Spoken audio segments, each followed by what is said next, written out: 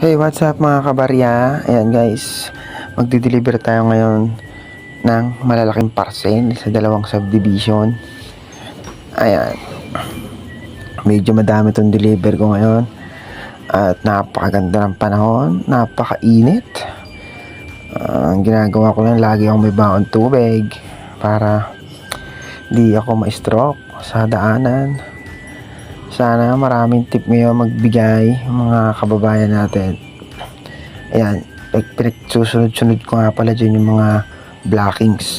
Ayan, para pag dineliver ko, madali ko lang sila ma-deliver. Ayan mga kabarya, persado na ako dyan. Nagmamadali na ako dyan dahil alas 11 na ng tanghali. Dahil anong oras na ako matatapos nyan. Kaya pinapadali ko na yung kilos. Kita nyo naman yan. Pakagat-kagat pa ako niyan. Yan, malaki yan. Nagbigay ng 5 piso yung binigyan ko niyan. Ayan.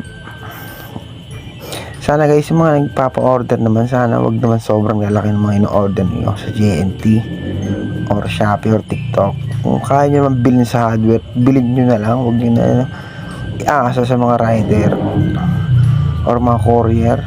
Dahil sa amin, maliit malaking parcel 10 piso lang ang aming. Ayan mga kabarya, todo balot ako nyan. Ready na ako yan. Tingin pa ako yan. Haggard na ako dyan. Ito naman pormahan natin, di ba? Pormahang dugyot lang tayo yan. Napakainit yan. Alas 11 na, mag-alas 12. Yan, sunod ko na yung belt ko. Yan, mga lagay ng barya na ibibigyan yung tip. Yan, pagkasulina.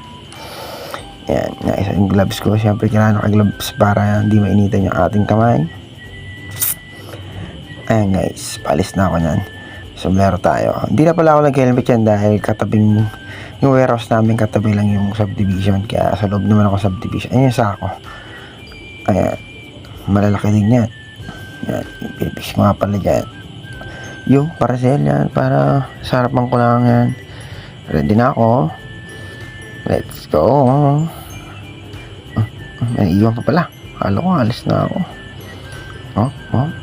Dinobo-check ko lang kasi bakit malaglag. Pag nalaglagan ng parcel, ako kawawa ako. Abonado ako niyan. 10 piso lang sa isang parcel. Yan. Brum-brum na tayo.